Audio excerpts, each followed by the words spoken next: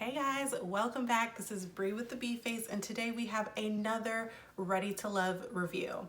Now, I have been trying to do something a little bit different with these reviews and do kind of a shorter version, a little more condensed, but oh, this one was a doozy, so we might have to do the full time. Now, we left off last week and it was kind of a cliffhanger where three people were at the bottom. It was Justice, LJ, and Alonzo, or Zoe, as everyone calls him. And they were in the bottom, and then no one, we didn't know who went home. So we get back to this episode and oh, they're all safe. But those same three are going to be on the chopping block for the upcoming week, which, yeah, out of those three, I can see two that need to go at the moment. But the guys who were in the bottom, they end up meeting with Tommy, and Tommy is actually telling them, this is the feedback that I got from the ladies. I was very happy to hear him talk to Justice about his terrible behavior. I mean, terrible in the sense of like, why are you here if you don't want to pursue anyone? Why are you here if you just want to do your process your way? Nothing changes. You're just going to do the same thing that you've always been doing that ended up with you being single and on a dating show. I mean, clearly something's not working, so why wouldn't you change that? So I'm glad Tommy said something about that. And Justice at least seemed receptive at the time, but I have found that men tend not to challenge other men in these types of situations, so I guess that's not surprising. One quick sidebar.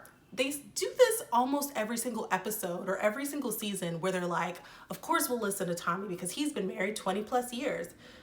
Tommy Mouse has not been married for 20 plus years. He has been with the same woman, has a whole bunch of kids with her, but he has been married like only recently. Like they got married in like 2016 or something like that. They have not been married for 20 years. That's just a quick aside because I'm like, that's not true. Who keeps telling you guys to say this? My favorite of all these men who I'm like, this man better not go home, is LJ, because he really does seem like the nicest man. He's so sweet. He seems very intentional. He doesn't seem like he's there to mess anyone over or anything like that. And he seems the most receptive to the actual process, the most receptive to feedback and to doing something different, because clearly he's aware that what he's been doing in the past hasn't been working, so why not try something different? But I like LJ.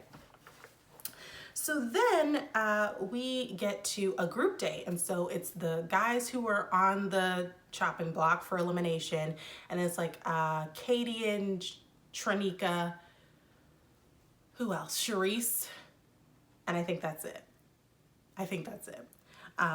But oh, that whole date went wrong from the very beginning. So first of all, Trenika, like since the beginning, she's had that thing on her arm, and I guess Zoe hit her in the go-kart, and so she had to get out. Which I'm like, maybe that just wasn't a good activity for you anyway, sis, because your arm looks broken. But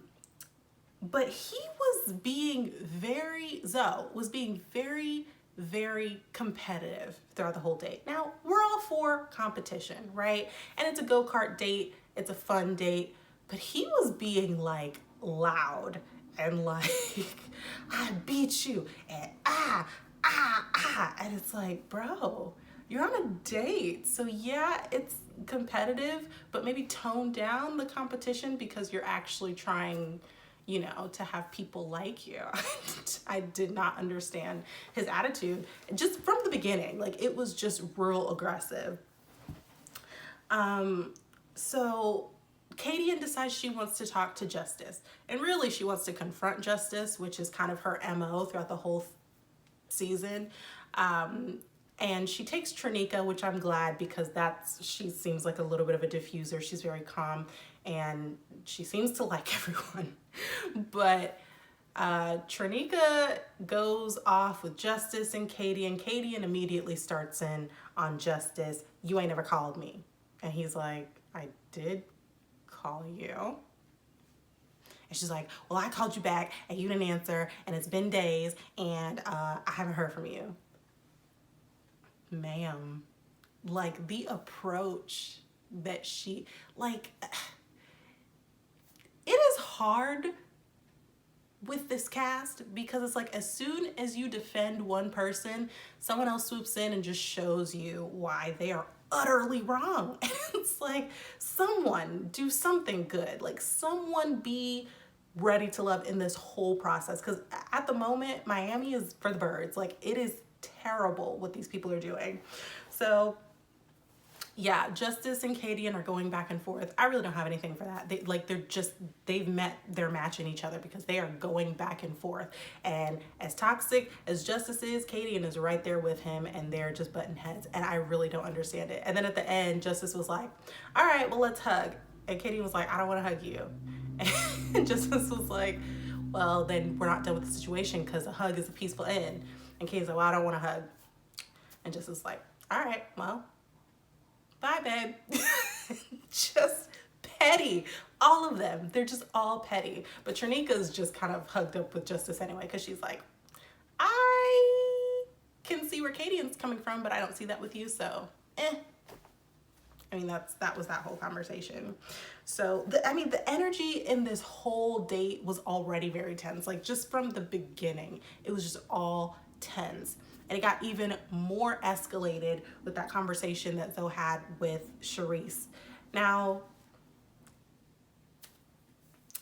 while Zoe was in the height of his competitiveness and he won and all of that stuff, Charisse was in the corner chuckling with Kadian and was like, we gonna barbecue him.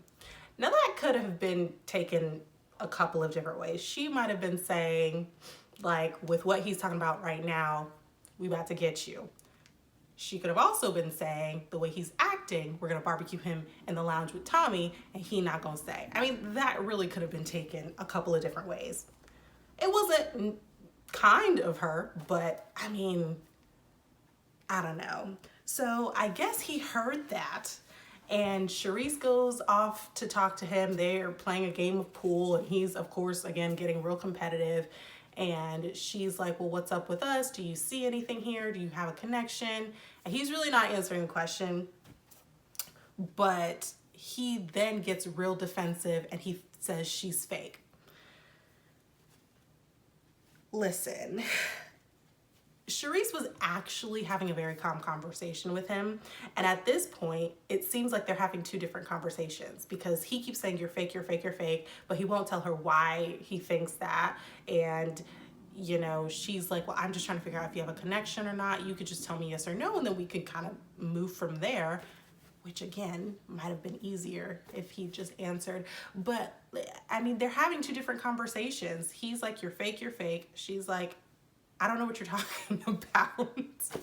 And so then they just get into this big blow up, and Charisse goes off and she's crying, and LJ comes and comforts her, and Zoe goes off, and Kadian is trying to talk to him, and she's like, well, you know, you don't have to talk to her like that, and you can do this in a way that's not blah, blah, blah. And I'm like, now Kadian's the voice of reason? I don't understand what's happening with the show. I really don't get it. So just Zoe goes off, and LJ's trying to talk to him, and he's just like, I'm done. And he apparently leaves, like storms off. And so, yeah, that's the go-kart date. I mean, it was terrible. But I will say, I can't wait till they talk about that at the reunion, because you know that's going to be a heck of a thing. And so then you see Shakira go, she goes to talk to Tommy, and she says, some of the ladies, i.e. Kadian, have been telling her business, sprinkling her business around just with some of the men. And like I thought, some of the men have told her that one of the ladies is telling her business. And she just feels, she said she feels betrayed and like she got robbed of her story. Now, I've heard a few opinions on this about, you know, like Shakira shouldn't bring all that baggage, and that kind of shows that she's not ready to love. In this situation, I'm kind of on Shakira's side, and mostly because I just feel like if we're in a process, this is a ladies' lounge. The idea of Ready to Love and being in these separate lounges is that what we say kind of stays here unless it's feedback about the guys. Things that I tell you about things I'm going through in my journey shouldn't end up in these guys' ears. I don't know why you felt the need to tell it. It's not your business. And so that's why I'm on her side. I am kind of concerned that her past is not her past, that she's kind of living it in the present, and that she, there might be some stuff that she needs to take care of. But I can't give Katie or any of these ladies a pass for just telling her business for no reason. What does that have to do with you that you would need to share it? So that's my thing. I just feel like in spaces, especially with women, we shouldn't feel like sharing will land us on an emotional battleground where like I can't share anything. I can't be vulnerable. I can't share my story without it being taken from me and spread somewhere else. I mean, that wasn't given for that purpose. And so I didn't like that. And then, even with the concept of ready to love, why can't we love each other? I just don't feel like that was a very loving way to handle that situation. So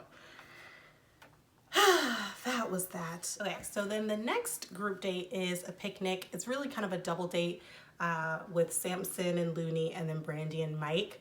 And none of them are up for elimination, so I guess that date was just for our benefit. But Brandy and Mike are sweet. With Samson and Looney, I don't really see a connection there. I mean, Samson didn't seem to get real deep in his conversation with Looney as he has with some of the other ladies that he's gone on dates with, particularly Charisse and Shakira. But to his credit, Looney hasn't seemed to get very in-depth with anyone. I mean, she seems very playful. That conversation seemed very superficial, and it didn't really seem like it was going anywhere. But, I mean, they're cute. LJ and Trenika go out on a date. And it's so interesting because Trenika gets along with a lot of these guys. She's a bit of a flirt. I mean, more power to her, but it was a cute date, I will say. She seems very intentional and real about the questions that she's asking. I mean, she asked LJ in particular about his daughter and, how his relationship with her is and all those things. And it seemed just really cute. Like, it just seemed very... like she means it, like she's very real about this process. And then I also feel, just to her credit, that she asks questions that can be challenging, but they don't have to be damaging. They don't have to be intrusive. They don't have to be met with a hard demeanor. So, I mean, she's very soft and gentle in her approach. I mean, I very much like how she is with the guys. She's very sweet. So then we get to the lounge, and Tommy tells the ladies, stop telling people's business, and Katie feels like annoyed, I guess. And I don't understand why she feels annoyed. Probably because she feels called out because she's the one telling people's business. But I mean, her and Zoe are two of a kind. So apparently she's been talking to Zoe. She's gotten his perspective, and she thinks Charisse is playing a victim, that she instigated something and then is playing the victim. And I just feel like for that very innocuous comment that Charisse made, whatever it meant, you could have brought it up. So we're having two conversations because I'm asking you a question, and you won't just say, I heard what you said, and to me that feels very fake, so that we can have a conversation about what's actually bothering you. I mean, goodness gracious, why y'all gotta be out here defending Charisse? What is the deal? Anyway, it seems like everyone basically agrees that LJ is the best one of all of these guys, and so he's not even really in consideration for being eliminated. It's really just Justice and Alonzo. Alonzo said, I pieced out at the go-kart race, so I ain't finna show up. And he stands up Brandy, which, I mean, whatever. Trenika has a conversation with Justice, and she's given this made me laugh because she was giving the feedback to Justice, and she was like, the ladies are repulsed, and I was like, sis, that is a harsh word. Maybe not the best choice of words to use, repulsed. And then that was it, right? Like, Zoe is gone and Justice lives to fight another day. We'll see what that actually looks like.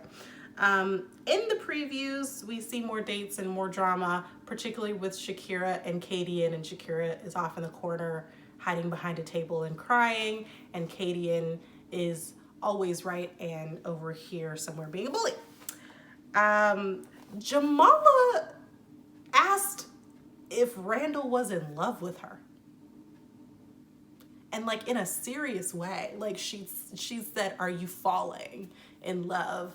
Girl, y'all known each other for like 2 weeks and he's dating other people. I mean, come on, that's a little fast. The moral of the story for this one is just, I mean, there was a lot of tension in this episode, and I can't even fathom what was actually going on, but there was a lot of tension.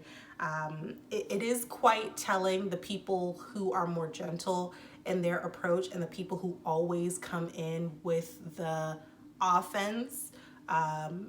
Like, who really is ready to love? Because y'all need therapy, and not just the therapy that they do at the beginning of the show to make sure y'all just a little crazy enough to be on reality TV. I mean, like, actual in-depth therapy, and do it alone. Like, go somewhere and fix your stuff, and then, I don't know, date someone. But this is just a lot. I mean, yeah. And I can probably be sure that the behavior that they're exhibiting in their romantic relationships is not just so showing up in their romantic relationships, Caucadian, that it is showing up in many aspects of their lives. And so that is it for me in this episode. Like, we had to get deep into that one because this was a lot. But thank you guys for watching. Don't forget to like, comment, and subscribe, and I'll see you in my next one. Bye.